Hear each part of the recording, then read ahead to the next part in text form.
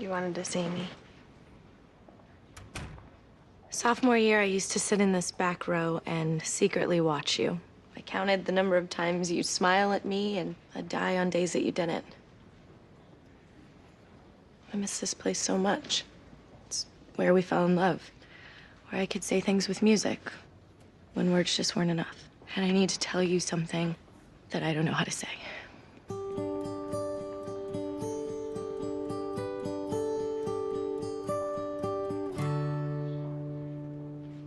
You were in college working part-time, waiting tables. Left a small town, never looked back. I was a flight risk with a fear of falling, wondering why we bother with love if it never lasts. I say, can you believe it? As we're lying on the couch, the moment I could see it, yes, yes, I can see it now. Do you remember we were sitting there by the water? You put your arm around me for the first time. You made a rebel of a careless man's careful daughter. You are the best thing that's ever been mine. And I remember that fight, 2:30 a.m. when everything was slipping right out of our hands. I ran out crying and you followed me out into the street.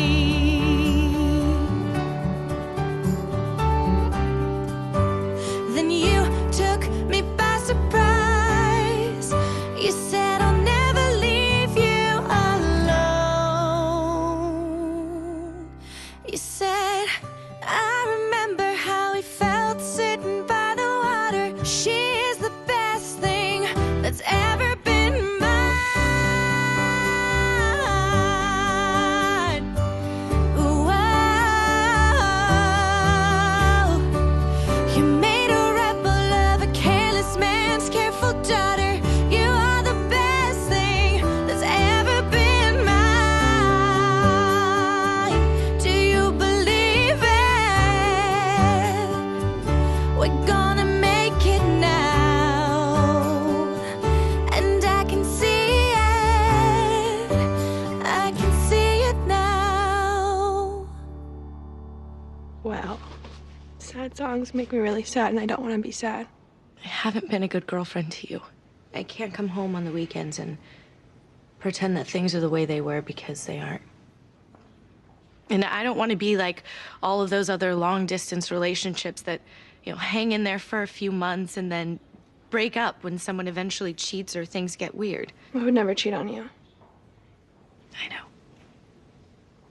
know, and I would never cheat on you either, but if we're being completely honest, I guess the best way to describe it would be an energy exchange. I was cramming for this really boring sociology class, and I looked up and this girl was staring at me. She smiled a little too long, which means she was either crazy or a lesbian. And judging by the stack of Virginia Woolf she was reading, she was into me. So I smiled back. I had an attraction. And you may have had one, or you might have one, and that happens. Let's just do the mature thing here, okay? This is not an official breakup. Let's just be honest that long-distance relationships are almost impossible to maintain, because both people are rarely getting what they need, especially at our age. This sounds a lot like a breakup to me. You know this isn't working. You know I will always love you the most.